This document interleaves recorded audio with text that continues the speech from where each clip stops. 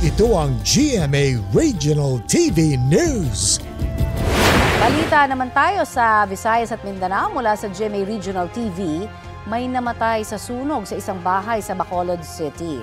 Sara, sino yung biktima?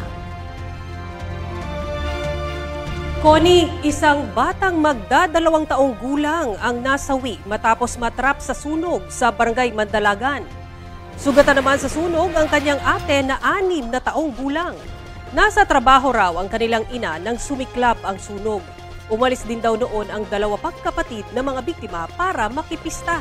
Ayon sa Bureau of Fire Protection, posibleng ang natumbang kandila ang pinagmulan ng apoy.